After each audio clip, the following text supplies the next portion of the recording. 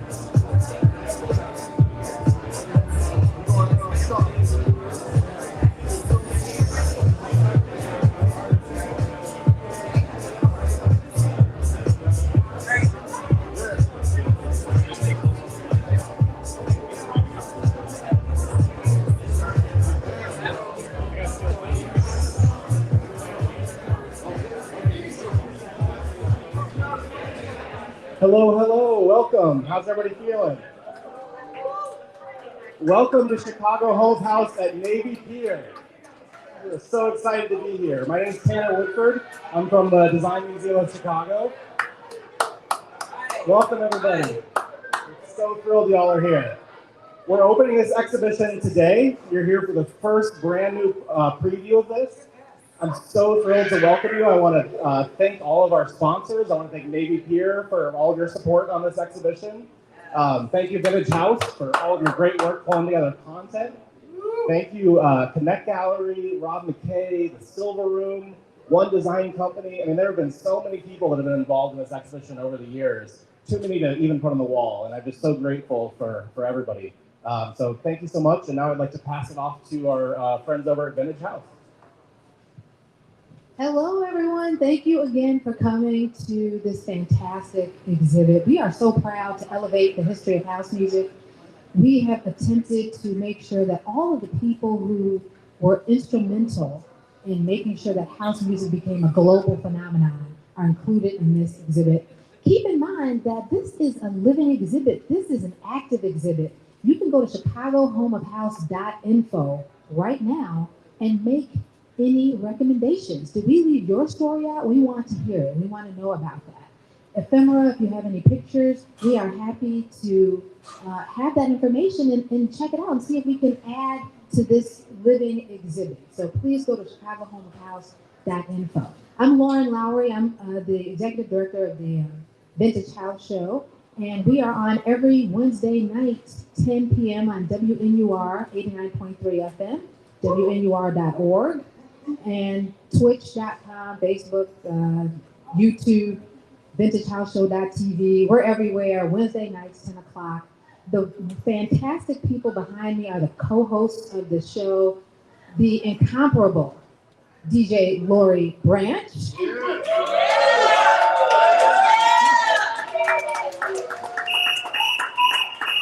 And Kevin Mega McFall.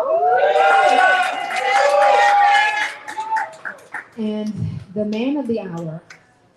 You should know that in 2011, this man was instrumental in creating a document that highlighted the 100 architects of house, maybe 100 plus architects of house music, which, as we know today, is so important. We have to document our own stories.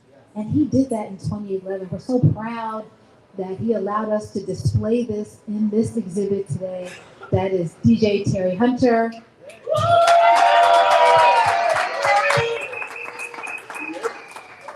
On with the podcast. All right. Thank you all for being here. We have so many luminaries in the house. I'm scared to start naming names, but I do see Mr. George Daniels over here somewhere. We wouldn't be here without him. You hold it down for us. You held it down for so many and continue to do that. So thank you, sir. Thank you, sir. Yes, so I'm going to stop right there. Okay, we're going to leave it at George, but I love all of you. Thank you for being here. Kevin, you want to kick us off? I will. And again, a big thanks to everyone who came out this evening. Know that it doesn't stop tonight. The history of house goes on forever. But we've got that timeline from 1978 to 2023. 2023. That's right. 72. Thank you. My math was off a little bit. Gotta work on that. I was a math major. But I'm not going to take any more time without introducing our esteemed guest, DJ Terry Hunter. Give it up. He's both friend. We are fans of one another. Me more so than him. We go a long way back, and I just want to credit him with enabling me to do the one and only remix I've ever done on a record, Kathy Summers, When I Fell in Love, with UBQ Productions. Yeah. So thank you again for that. I'll be thanking you for a lifetime for that opportunity. But this gentleman is a 3-time Grammy nominated remixer producer. Give it up. In our midst. Grammy nominee, and we know that he's coming home with one of those trophies soon. 25 years, I think it's been in this business, a member of the Chosen Few DJs, a record label owner, Tease Box and Glitter Ball Records, Mirror Ball. Thank you, Randall Dean. Shout out to everyone from those various ventures with Terry Hunter and all members of the house community. Let's get into a little more about this exhibit. We thank Terry for being here, and as Lauren shared, we really appreciate the inclusion and incorporation of the architects of house. But we want to start with 40 years being this milestone of house music that we've all come together to recognize and celebrate. And we want to know, Terry, your perspective on 40. Some people have said it's really 50 years because there's a culture that occurred before the record was released. But let's get your perspective. Wow. For me, I believe we were calling it house because I'm a part of the second generation, not the first generation. So for me, we were calling it house before '84. But I think we have to document it somewhere. So we started, I guess, in '84 with the release of Justice Thomas record. So for me, man, house music has been my passion, my life, my everything, and just to see us here celebrating 40 years is truly amazing. And having exhibits like this in such a monumental establishment is just to show how this music has touched so many people. Yeah, you know, Terry, you are a historian yourself, which is one of the reasons I think you did. If you haven't had a chance to see it, it's the pillar over there that has 100. Was it more than 100? 100. Little more than 100 architects of house. And what that means were the DJs, the producers, the promoters, people who were instrumental in creating the architecture, you know, of this movement. I want to give a big shout out to the dancers I see in the audience too. Iris, Alicia, Angie T. I'm gonna do shout outs all night, so just be ready. I want to ask you about that photo because it's really, that was an important moment. It's epic. Talk about, that was sort of our day in the life of Harlem, or, you know, remember the picture, what was that one from the day in the life of Harlem picture with the jazz greats? I feel like that's our version of it. So talk about that. Why then? Why those people? So it's funny that you said that. The idea and the concept came from, I was in Philadelphia at the time, and I'm really good friends with Jazzy Jeff. And they went to document a photo like that with all of the Philadelphia DJs mimicking that jazz photo that was taken in Harlem. And I was in the studio working at his house while he went and did it, and then I saw some of the pictures, and I was like, damn, why can't we do anything like that in Chicago? We need something like that in Chicago. And at that time, there was really no documentation of a group of us. It was just separate pictures. And I'm like, yo, I'm gonna do this. And so I was so inspired from that. I remember calling Reggie Corners at that time, and I called Zarina from McFall magazine, Frederick Dunstan, and that was a picture that I obviously couldn't do myself because again, I was the second generation. And so we put together a committee of people and we called ourselves the Griots. And so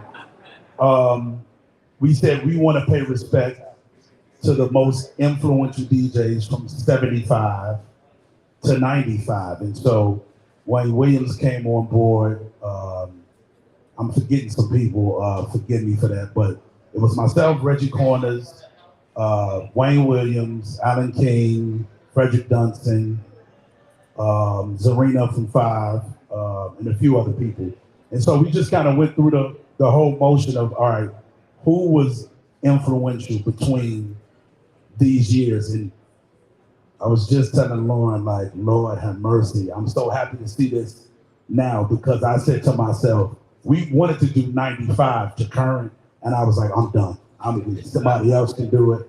Everybody felt that they should have been in that picture or they felt that they contributed something and they were coming at us pretty hard, you know what I mean? And so it was a situation like, well, listen, it's a committee of us, it's a group of us, and I think we got it right, but you know, we'll take it from 95, but we haven't gotten to that. You know, that's an important point that you're making. Whenever you curate a piece of art, especially you have a timeline or you have pictures, there's inevitably people who are going to feel like I was a part of that story, so I don't see it reflected here. I'm guessing that was part of the challenge that you were hearing from some DJs. How do you handle that? Listen, it was rough. It was a lot of arguments. It was a lot of disagreements. It was a lot of, it's not gonna come off real and you don't have this person and I did this and did that. And I just felt like that we got it right for the committee that we had because it just was not me saying, because again, in 75, I was 5 years old. So there's no way I can tell who happened in those, did what in those years. So the people that came before me was the ones that was, and they got it right. You know, it was just, again, I get it because now you look at this picture, it's so monumental, it's a part of history. And so I see why people will be upset, but the facts are the facts. And in that vein, you said it, I didn't, 5 years old, but you've been inspired then by the first generation. Can you talk about some of those who inspired your journey through house history? Absolutely. I've been saying it recently in a lot of the interviews that I've been doing. I got into house music from my cousin, and I was named after him, Terry. And so you know Terry. So yeah. So my first involvement was he had to babysit me one day, and it was a party happening at Belmont Rocks, and it was an outside daytime situation, and he wanted to go to this event bad, and he was like, he was like, listen, bro, you coming with me. It's an outside event and you can go, you just, let's go. And so I remember going and I'm hearing all of these records that Terry has played, my cousin and my family play at our gatherings, but I'm hearing these records mix in and out seamlessly. And the one main thing attracted me was people were screaming this man's name like he was God. And I was like, man, how does he have this much power over people through music? And it just never stopped. And that DJ was Frankie Knuckles.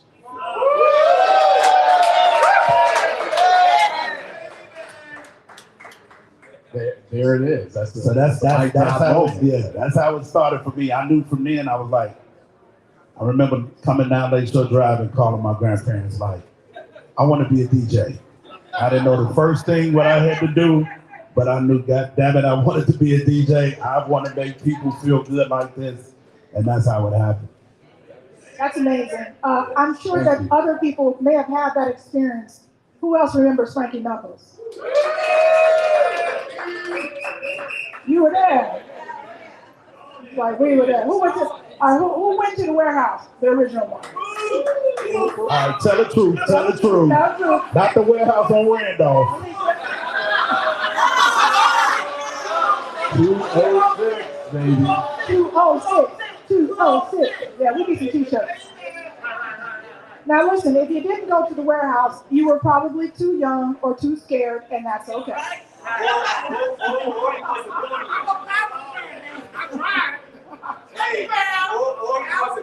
Or you weren't born yet. Okay, y'all need to go on.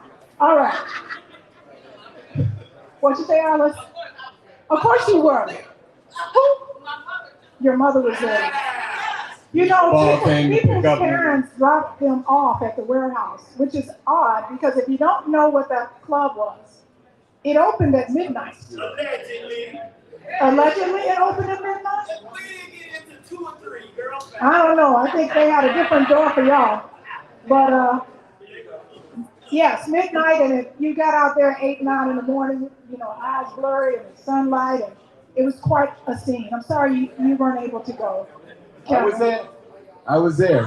I'm messing with you. Winter 1981. Hey. Peppy Wilson in the building. Mendel Marmot. Yes, yes.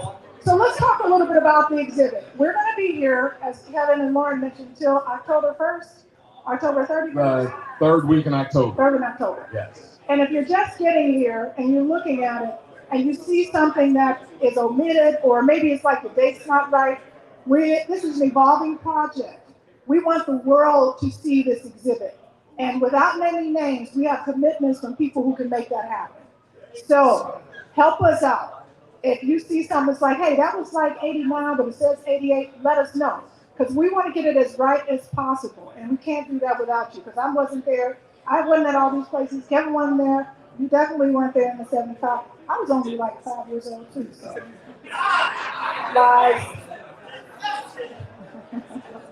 You wear well. Thank you.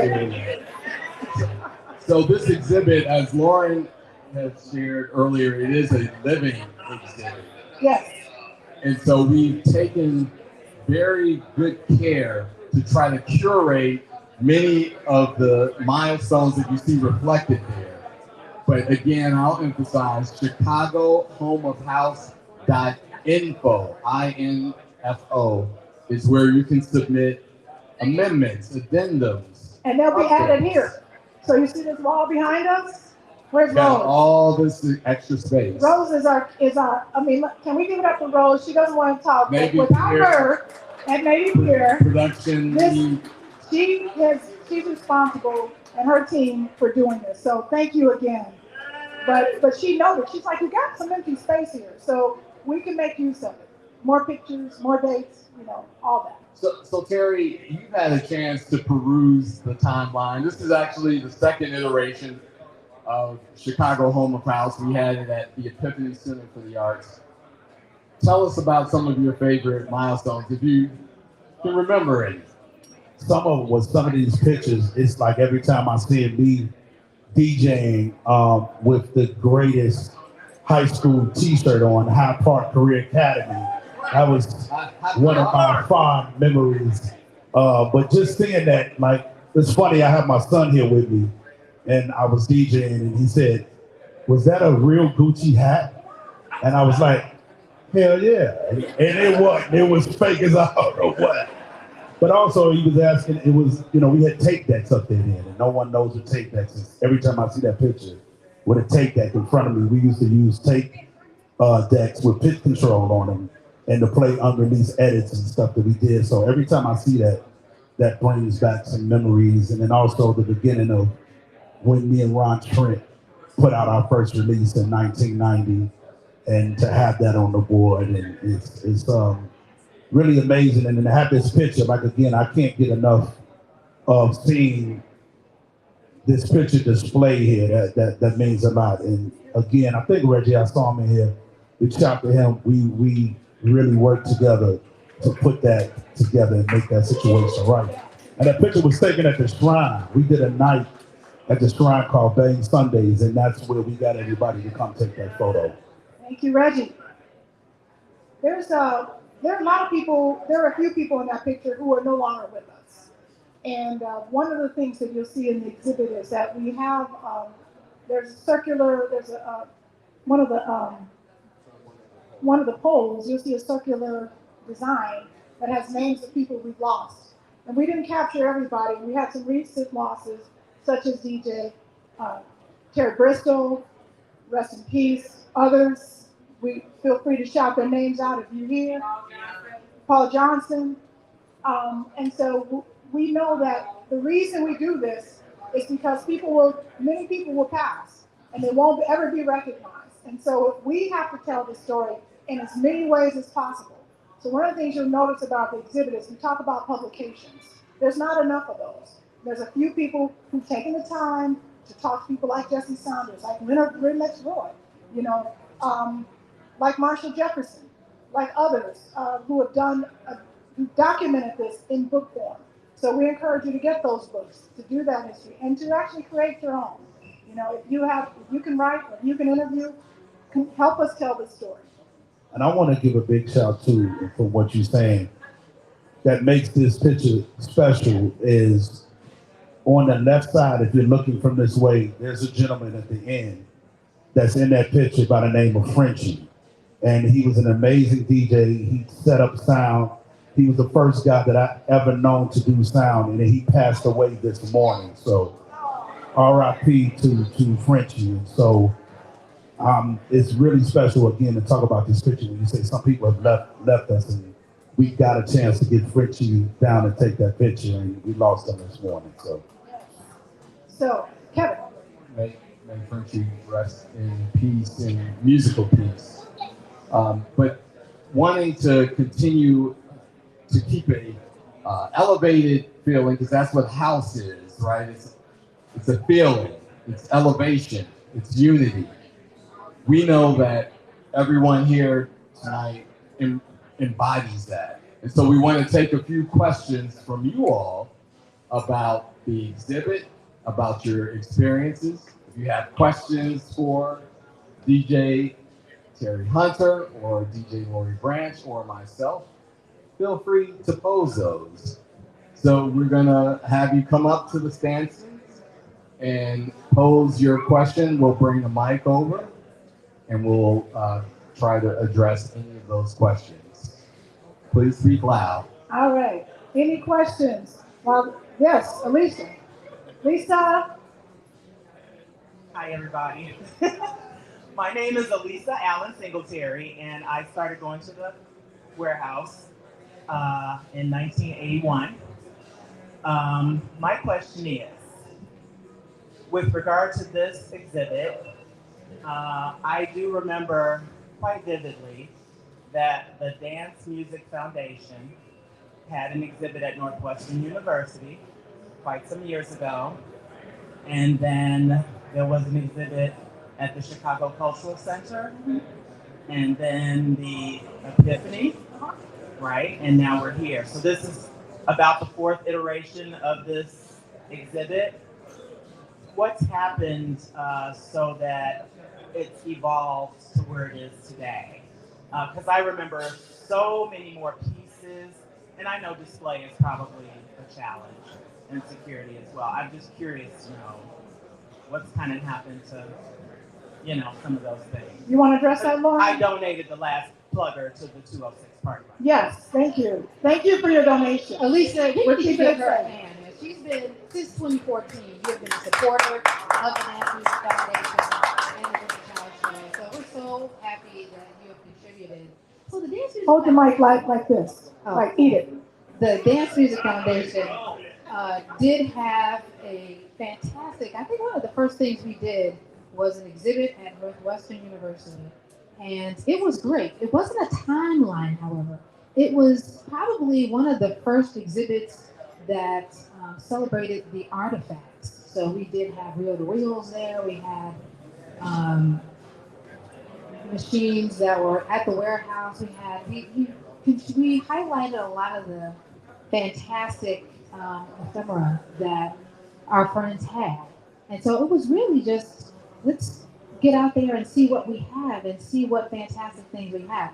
Then the city of Chicago moved forward with a sort of a timeline as well and a more artistic sort of contribution to an exhibit with the with the Design Museum of Chicago's help. Yes. There were artifacts there, and we had some artifacts. We had Greg Gray's warehouse power plant jacket. We had Lowery Branch's exhibits, and then we've actually had other exhibits as well at the Old Town School of Folk Music, where we celebrated Kevin McFall and others. So we just continued to grow this exhibit. I mean, we are really desperate for everyone to understand that house music is Black music, house music is Chicago music, and house music is music history. And so however we can do that, that's what we want to do, and that's what we're continuing to do today. And with your help, it's just going to grow. Yes, and what I'll say is, reason you're not seeing that ephemera here is not every place is conducive for you putting out like Frankie Knuckles' mixer. We're not going to put it here. So there are things that we'll display here that will be different in other iterations. One of the negotiations, I can't speak to all of them, but we are talking to other venues where we can actually put the ephemera once we leave this space. Angie T? I got a question as Angie T tees up her question. I just want to get this public commitment. When Terry Hunter, when you bring home that Grammy, we are going to be able to display that as part of the exhibit. Absolutely. Put that on record. We're claiming that. How y'all doing? How are Mine is not really a question, but it's something that I think Terry can address.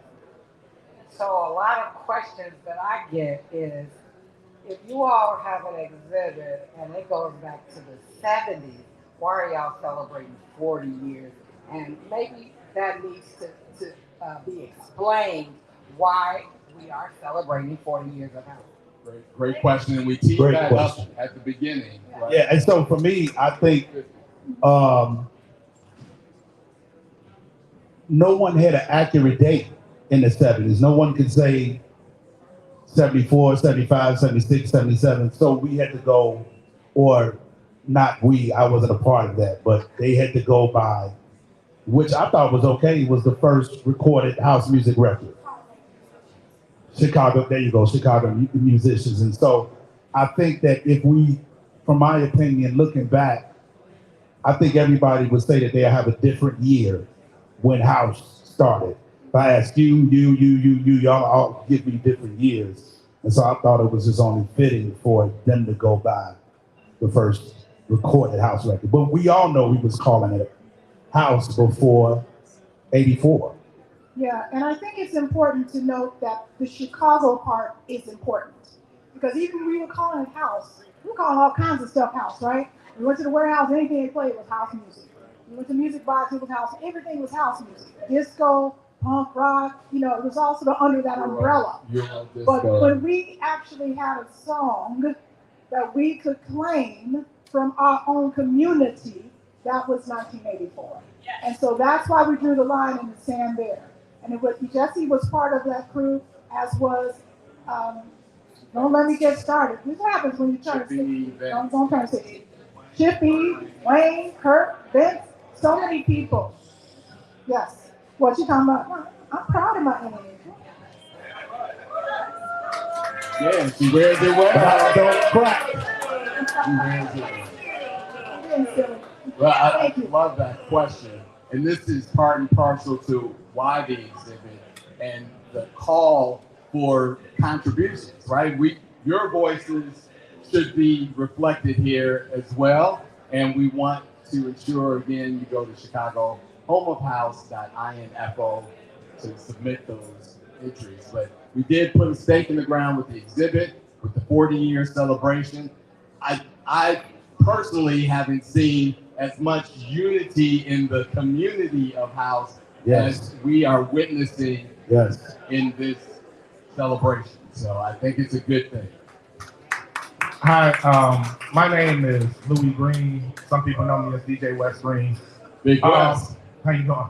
So I guess my question is, and it's one that pretty much everybody who's here would probably know the answer to, but I want to know like how it felt back in the day, like when you first played like a big set, like your first big set, you know, your first big set, like, and what was the difference in the parties back then and now? Like, I mean, how did it feel for you? Because I remember how I felt when I went to a party. You know, I felt good. You know, I felt like everybody loved everybody. I felt like, you know, I wanted to, you know, have a girlfriend on the dance floor. Like, I mean, you know, everybody, it was different. But I want you guys to explain how you guys felt. I'll start since I'm probably the oldest. No, listen. My first party, like I started DJing in 1980, meaning basement parties.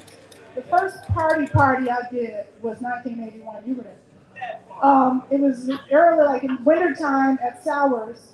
And Sowers is a club on the south side. How many went to Sowers, Sawyer's? And it was a battle of the DJs.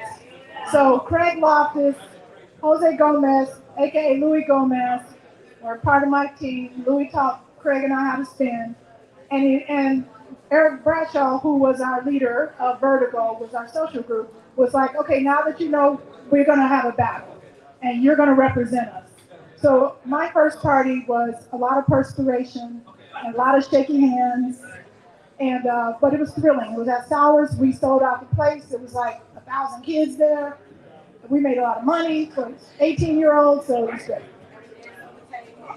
So I was just whispering to Pier, I'm going next.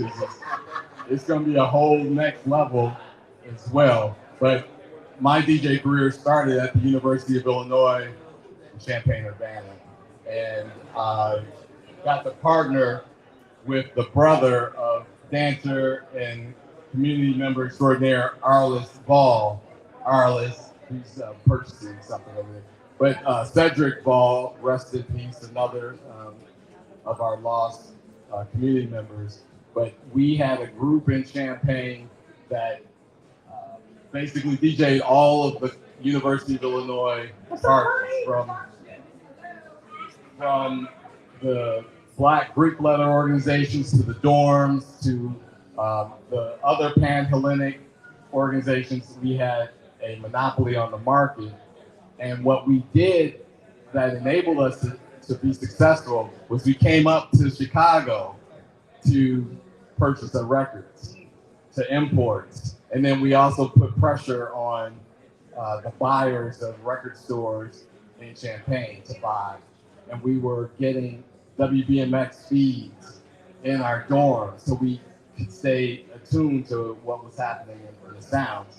And so there was this one big place on campus called the Union where we got to DJ, and at the Union it was an incredible feeling to be able to put the needle on the record and ensure that we were blending. I had a few.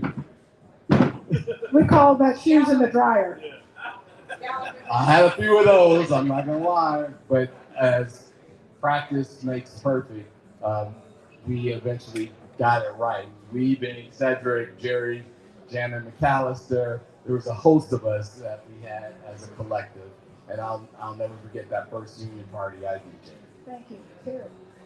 For me, when Wes speaks about feeling, I came up doing high school parties. Again, Hyde Park, we were doing things like the Record Ball Club. We were doing the Hummingbird. We were doing a lot of those parties. And for me, as I was coming up in high school, I just loved to DJ, right? So the feeling was great, but I've always wanted more. I didn't, from very on seeing Frankie, the story I told you guys earlier, was that I never wanted to just be a local DJ in Chicago. And so my feeling coming up during the high school era was good, but I told this story in LA, is when I really got an overwhelming feeling in 1990 when I put my first record out. I got booked to go play in London. And that was a whole nother experience that I've never felt before. And I remember going to this club. It was a club called Heaven. That was a huge club in England at the time, and it was about 5,000 people there. and they was holding up my record in the crowd. And I had never felt like that because, you know, especially back in the 80s and 90s, there was a lot of hate going on in Chicago. People wasn't supporting. And I'm like, why do I have to go to another country for someone to appreciate me like this? And I remember just standing up behind the turntables to the point they had to shut the music off because the crowd was going absolutely insane. And that was my first feeling as being a DJ. Okay, we can't top that. We're gonna have to wrap it up. So I just wanna, I'm gonna say and give Terry the last word after you. But I wanna say that this music is never going to die. It's never going to die. It's here to stay. This is about history, but it's also about the present, and it's also about the future. And so I just want to give big ups, big props to all of you for still doing what you do to keep it alive, to stay in the party. It happens in community, and that love that we feel with each other, we missed it during COVID. No excuse now. Come out, support these DJs, support these promoters. Buy the records. Eric Welton, dude. DJ Immaculate. I mean, he is like all of y'all. I'm not gonna start, but you know, all you producers. Eric, man, I was like, damn, he's just doing some shit. Okay. But anyway, we're going to wrap it up. We're going to have time to just hang out, socialize. And I just want to say thank you from the bottom of my heart for being my friend, for being part of the community. It is my love, my life's work, and you are, I couldn't do it without you. You are everything. So thank you. Thank you. Really quickly, I'm just going to plug the Vintage House Show podcast every Wednesday night, 10 p.m. Central, WNUR, and wherever you download your favorite podcast. Our super duper executive producer, Lauren Lowery. It's her fault. It's all her fault. She started. For those of you whose stories, which is also an important part of keeping this history and advancing the culture and the genre, please invite yourself onto the show. We're happy to have you tell your stories, and we're capturing these first-person narratives. So your story is your story, and we love telling it and having you share it with us. So please come on down and join us, and I'm gonna ask Terry to close us out. And I just want to thank you guys for having me being here on the first opening of this dope exhibit. Make sure you guys tell somebody, like, this is Navy Pier, it's coming into the summer. Like, let's not come to these events every now and then. Bring somebody down here, show them the pictures, tell them the stories. I think it's very important. And I just want to commend all of you guys, Chicago, like the support that has been going on in this city for the last few years is truly amazing. And I'm gonna say this, going back to the Grammys from working with two of the biggest artists in the world, it's representing Chicago. And that's what my plea and my speech has been. Forget about Chicago. It's not about anything else. And we're gonna bring that trophy home, but just to you guys, I'm saying that not for you to, or some egotistical standpoint, but look at where we're at. We're in the rooms now. We're on another level now. And so we're trying to usher in new people that's gonna be able to get those Grammys and those nominations that's from this city. So it's just support, man, and thank you guys for all the love. It's been amazing, honestly. All right, we're gonna stop it here. I think we got some music. Can we play a little bit? Yes. I gotta do something here. I gotta log in. All right, well, please enjoy yourself. We don't have food, but there's plenty here. So all right, John. Thank you again. Thank you, guys.